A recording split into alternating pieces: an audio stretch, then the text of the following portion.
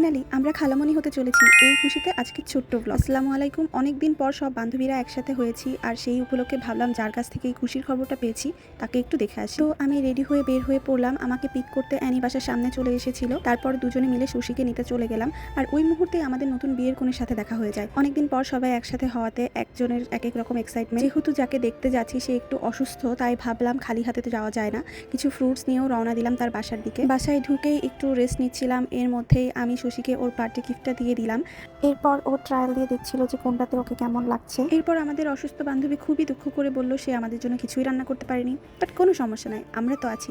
এজন্যই আমরাই অতিথি হয়ে গিয়ে নিজেরাই রান্না করা শুরু করে দিলাম। আমাদের মেনু ছিল মুরগি, ডাল, আলু ভাজি আর ভাত। আমাদের বান্ধবী শুধু সাদা ভাতটাই রান্না করে রেখেছিল, বাকিটা আমরা যুদ্ধ করেই বানিয়েছি। এদিকে আমি ডাল বসিয়েছি, আর আমার স্মার্ট বান্ধবী স্মার্ট ওয়াচ পরেই বাটনা বাটছে। প্লিজ আমাদের ড্রেস আপ দেখে কেউ জাজ করবেন না, নতুন জামা পরে আসলে রান্না করতে পারি না, সরি। রান্না করতে করতে দেখি প্রায় 3টা বাজে। তারপর সবাই মিলে খাওয়া দাওয়া করে একটু রেস্ট নিচ্ছিলাম। হঠাৎ মনে পড়লো অনেকদিন কার্ড খেলা হয় না, তো একটু কার্ড খেলছিলাম। এটা নিয়ে কেউ আমাদের জাজ করবে না প্লিজ, এটা খুবই নর্মাল একটা গেম। খেলাধুলা শেষ করে ওকে বিদায় দিয়ে আমরা চলে গেলাম নিউ মার্কেটে, কারণ এত কষ্টের পর একটু মোমো তো খেতেই হয়। আর হ্যাঁ, আমাদের বান্ধবীর জন্য সবাই দোয়া করবেন যেন খুব তাড়াতাড়ি আমরা খালামণি ডাকটা শুনতে পাই।